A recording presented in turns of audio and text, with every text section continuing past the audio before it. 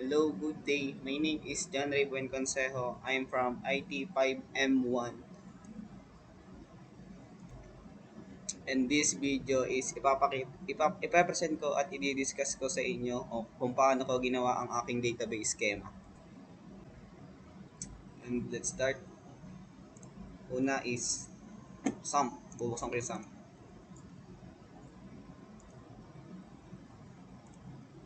Shell MySQL.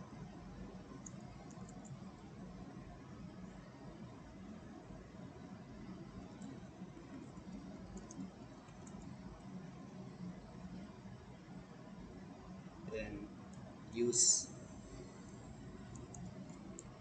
Hindi na ako magkakamali. Yun. So kanina tinapos ko na yung pag-create ng table, and then dito papakita ko na lang sa'yo yung table. Ito. Yan. Then after that is i-describe ko po para makita mo.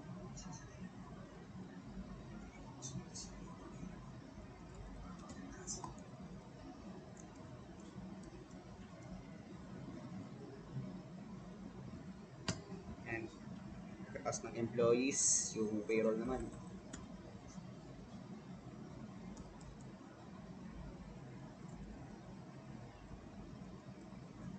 Ito ng payroll, yung product.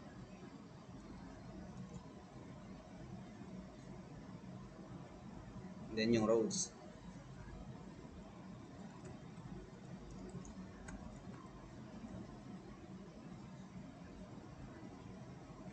Sale item.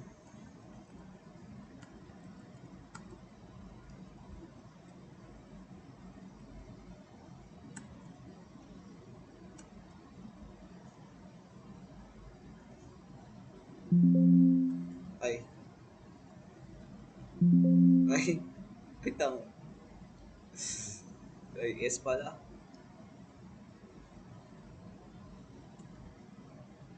Next, last is sales.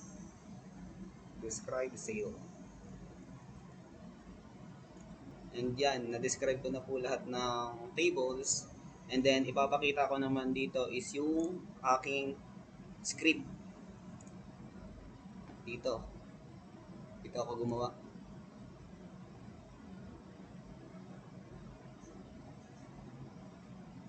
Dito ko na siya i-discuss.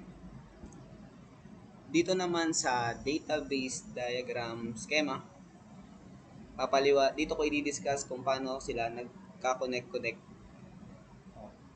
Una is employees to role. Ang relasyon nito is bawat empleyado daw ay may assign na role na nakastore sa role table gamit ang role ID bilang foreign key sa gamit ang foreign key sa employees table. And then dito naman sa payroll to employees is ang relasyon nito ay ang payroll table ay connected sa employees table gamit ang employee ID bilang foreign key. Ibig sabihin, bawat payroll entry ay nakalink sa specific na empleyado. Next is sales to employee. Next is sale to employees. Ang sales table naman dito ay konektado sa employees gamit ang table employee ID. And ibig sabihin, bawat sale entry ay naka-assign sa specific na empleyado na gumawa nito. Next naman is sale item to sale.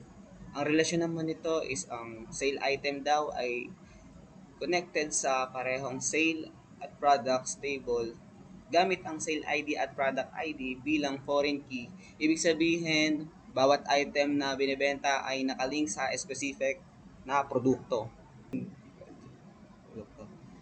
And ayun lang. Next, na-discuss ko na kung paano sila naging connected sa isa't isa. And then, dito, ipapakita ko na lang ay yung database schema kung saan ako bumase. Ito.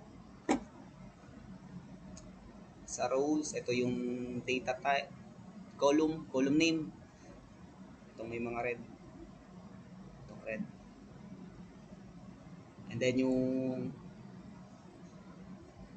data type, itong int, varchar, decimal, varchar, date, foreign key. Yan, ito. Ito po yung kabuuang database schema. And then,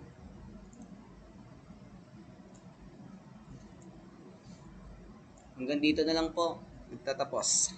Maraming salamat po. Thank you. Bye-bye.